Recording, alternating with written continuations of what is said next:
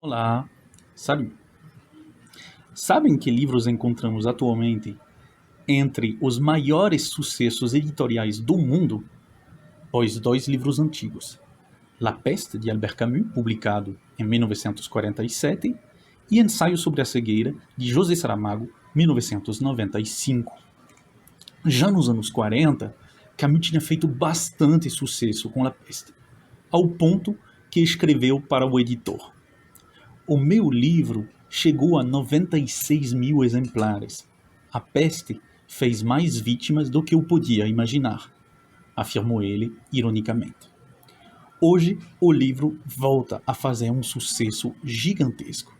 E é que, de fato, esse livro retrata uma série de atitudes humanas e de fatos sociopolíticos que encontramos nesse período de pandemia.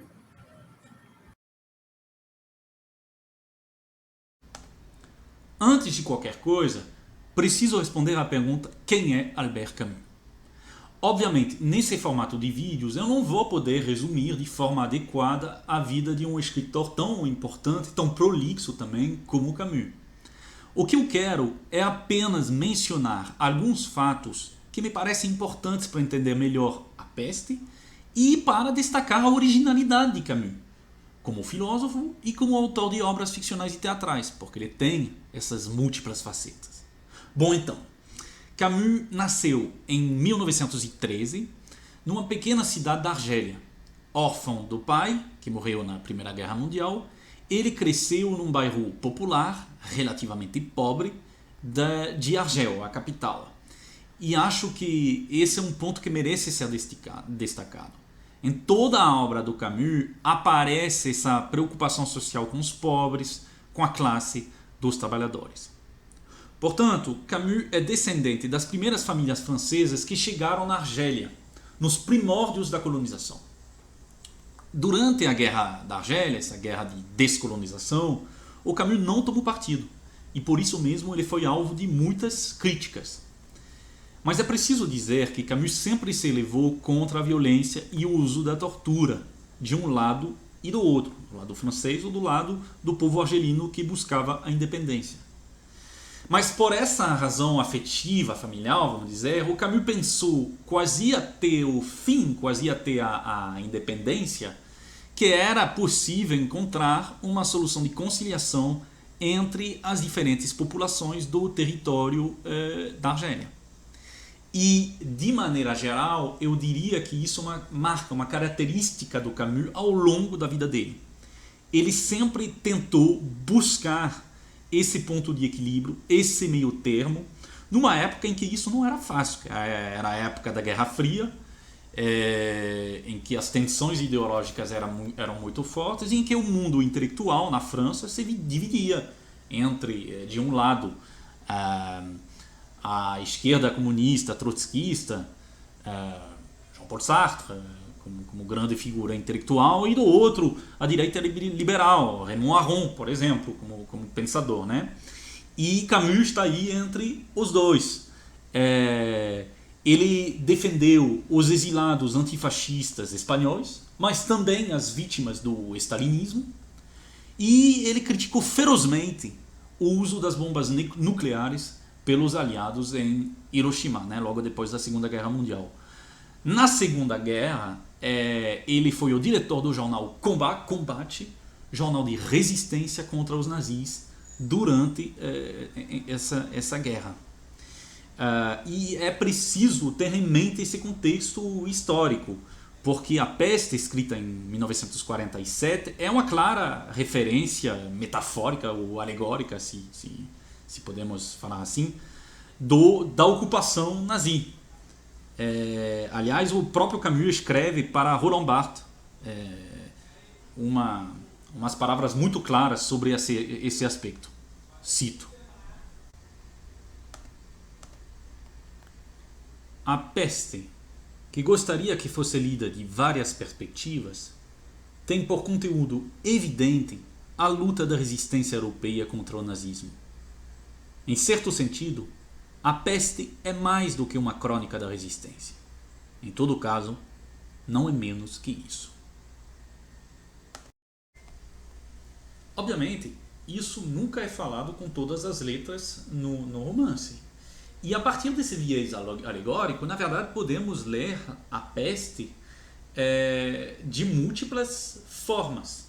É só ver como o romance ecoa em nosso tempo com o coronavírus hoje, né?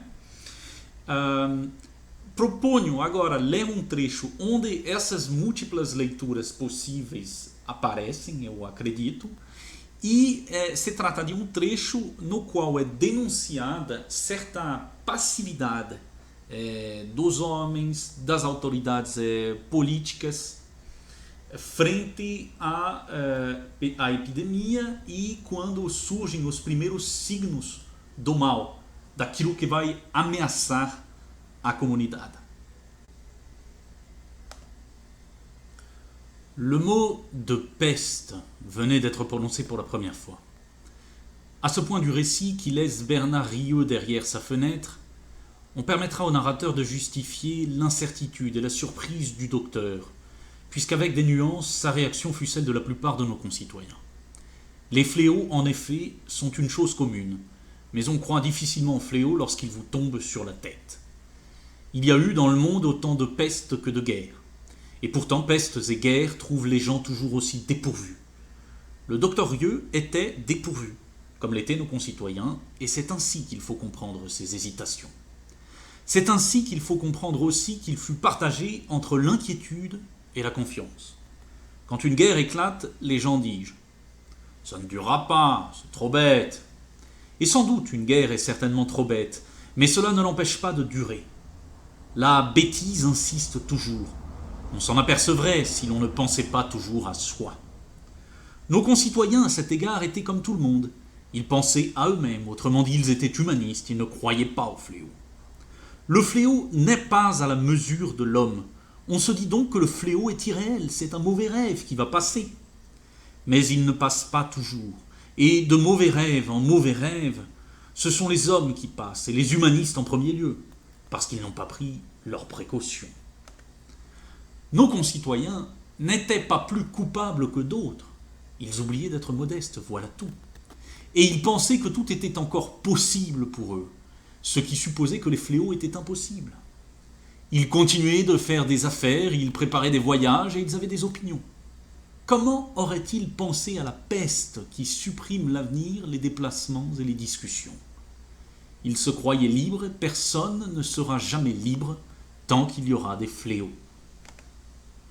Eu acho que nesse trecho, na verdade, o que encontramos é uma descrição de algo que experimentamos quando o coronavírus começou a se configurar como uma forte ameaça para a nossa sociedade. E o que é? É esse sentimento de algo profundamente absurdo e surreal. Aqui aparece a palavra irréel, um mauvais rêve, um sonho de um péssimo gosto, né?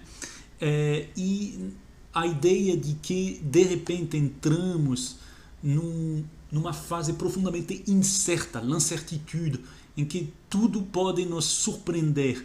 No fundo, o que o Camus está nos dizendo é que a epidemia ela é a encarnação do quanto a vida pode ser profundamente absurda. E também o que quer nos mostrar o Camus é que nós, de certa forma, somos cegos. E aí isso entra num choque com o texto de Saramago, o ensaio sobre a cegueira. Os cegos somos nós, os seres humanos, que nós não somos capazes de ver, de apontar para as falhas de nossa sociedade e os signos do mal que estão se espalhando. La bêtise insiste toujours, on s'en apercevrait si l'on ne pensait pas toujours à soi, nos diz Camus. Ou seja, a ignorância insiste sempre, e nós poderíamos perceber isso se não pensássemos sempre e apenas em nós. É esse egoísmo contra o qual Camus escreve, essa cegueira. No parágrafo seguinte, isso ainda é mais forte, né? Os homens tendem a achar que são livres, profundamente livres, e no fundo esquecem a humildade. Ils oubliaient d'être modestes. Ils pensaient que tout était encore possible. Mesmo quando os primeiros signos da epidemia começam a se disseminar, e isso vivemos perfeitamente atualmente, eu acho. Nós continuamos a pensar que tudo é possível, que tudo está tranquilo e que nós podemos continuar a viajar, a viver como antes. Mas comment aurait-il pensé à la peste qui supprime l'avenir, les déplacements et les discussions? E aí entra a questão do confinamento, a questão de um tempo suspenso, parado, imobilizado por causa da pandemia. Bom, esse trecho que acabamos de ler, ele aparece depois de algumas páginas, quando realmente a epidemia se espalha pela cidade e já não há dúvida, todo mundo sabe do que se trata, a peste. No início do romance, os ratos, milhares de ratos, começaram a morrer nas ruas da cidade. E logo o Dr. Rieu encontrou os primeiros pacientes com problemas de náuseas, dores de articulação, aumento dos gânglios, taquicardia, etc, etc. E é preciso dizer que para a descrição desses sintomas e também para outros aspectos assim realistas, o Camus se inspirou da leitura de um escritor que vocês conhecem bem, porque é o autor de Robinson Crusoe, Daniel Defoe, um escritor inglês que no início do século XVIII escreveu um diário da peste, inspirado, entre outras coisas, da peste que assolou a cidade de Londres no século XVII, quando Defoe tinha 5 anos. Enfim, no romance de Camus, quando essa epidemia se espalha, os médicos alertam sobre o risco para as autoridades, mas estas, querendo evitar assustar a população, demoram muito para reagir e fechar os muros da cidade. As comparações com a realidade, vocês que fazem. Nós vemos no romance uma galeria de personagens com atitudes distintas. Cotard é a figura do cínico.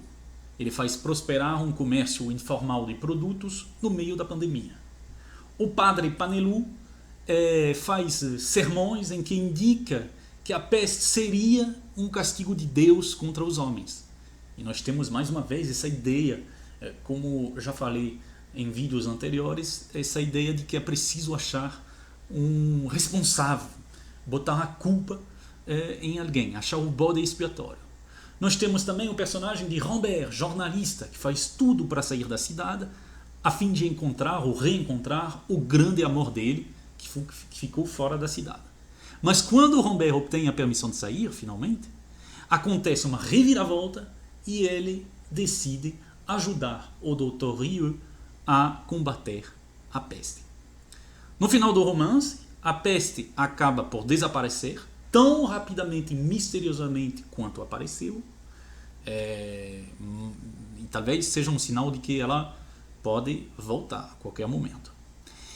O mecanismo narrativo é desvelado também no final do romance, e nós aprendemos que o narrador, no fundo, na verdade, é o próprio Dr. Rieu, personagem principal, que não quis utilizar o eu no relato dele, e isso para escrever a crônica da cidade em si, para dar conta da reação coletiva frente à epidemia. E essa dimensão de uma luta coletiva, de uma realidade coletiva, eu acho que é muito importante no romance de Camus.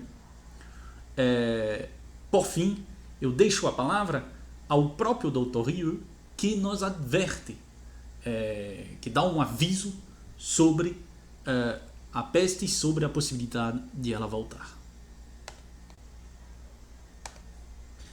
Mais il savait cependant que cette chronique ne pouvait pas être celle de la victoire définitive. Elle ne pouvait être que le témoignage de ce qu'il avait fallu accomplir et que sans doute devrait accomplir encore contre la terreur et son arme inlassable, malgré leur déchirement personnel, Tous les hommes qui, ne pouvant être des saints et refusant d'admettre les fléaux, s'efforcent cependant d'être des médecins. Eu vou, nesse trecho que acabei de ler, sublinhar essa expressão. Cette chronique ne pouvait pas être celle de la victoire définitive. Não há vitória definitiva contra a peste. Não há vitória definitiva contra o terror, contra as injustiças desse mundo, o absurdo desse mundo. E, portanto, as grandes figuras do romance são aquelas que incansavelmente vão lutar contra o terror. São os médicos que recusam admitir as pragas, as injustiças. Esses personagens no romance são o Dr. Ryu, protagonista narrador, e Taru, um outro médico. Taru, quando era jovem, assistiu à execução de um condenado à morte e leu no olhar desse condenado a impossibilidade de se defender, a impossibilidade de expressar o valor humano. A partir desse momento decisivo, o Taru resolveu dedicar a vida inteira para a defesa dos mais fracos e para defender sempre a dignidade humana. Essa é a grande mensagem, eu acho, que aparece no romance La Peste. E nós precisamos aí inserir esse romance, La Peste, dentro do conjunto da obra de Albert Camus para entender melhor do que se trata. Então, eu preparei aqui um quadro que ilustra um pouco a arquitetura de boa parte da obra de Camus, com 2 ciclos consecutivos. O ciclo do absurde, no primeiro momento. L'absurde naît de cette confrontation entre l'appel humain et le silence déraisonnable du monde. Um confronto entre um apelo humano e o silêncio do mundo. Então, há um apelo da humanidade para buscar sentido às coisas, para buscar sentido ao universo, através da religião e de diversas formas. E, no entanto, nós sentimos em vários momentos da nossa existência um silêncio, uma não resposta e o sentimento de que não há coerência nesse mundo. O personagem que sente isso na pele é Meursault, protagonista do romance que talvez seja o mais famoso de Camus, que é L'Étranger. Meursault, ele mata alguém numa praia, um crime não premeditado, numa tarde de muito calor. Depois ele diz toda a verdade para a polícia e acaba sendo condenado à morte, numa espécie de absurdo total, até uma passividade frente à existência. Mas respondendo a esse ciclo do absurdo, nós temos o ciclo da revolta. Qu'est-ce qu'un homme révolté? Un homme qui dit non, mais s'il refuse, il ne renonce pas. C'est aussi un homme qui dit oui dès son premier mouvement. O homem revoltado diz não porque ele não tenta encontrar respostas ao absurdo do mundo. Ele parte desse pressuposto do absurdo da condição humana para dizer sim, e sim a quê? Sim à vida, sim à solidariedade e à dignidade humana. Esse é o movimento que fazem os principais personagens de La Peste, que buscam na solidariedade, na empatia, respostas respostas e atitudes legítimas na existência. E nós vemos com esse quadro uma simetria quase perfeita entre os 2 ciclos, sendo que La Peste seria então uma resposta direta ao romance L'Étranger. E não é à toa que nos 2 romances encontramos como elemento central em L'Étranger, mas talvez também importante no La Peste, a condenação à morte de alguém. E La Peste traz elementos para responder à injustiça profunda que representaria, o que representa a pena de morte, a condenação à morte. Com essa solidariedade, essa noção de empatia, E eu acrescentaria também essa ideia do coletivo, que aparece até no próprio mecanismo narrativo do romance, como eu já falei. Ou seja, é um médico que escreve em nome da comunidade inteira e faz aparecer uma variedade de pontos de vista e personagens na cidade inteira. Essas três coisas, empatia, solidariedade e a ideia do coletivo, acredito que são os principais ingredientes que ainda ecoam em nosso tempo presente e que fazem com que o romance La Peste seja, nesse período de coronavírus, um dos grandes best-sellers internacionais. Espero que tenham gostado do vídeo e nos encontramos para um próximo episódio no qual eu falarei da literatura de língua portuguesa dessa vez. Um abraço.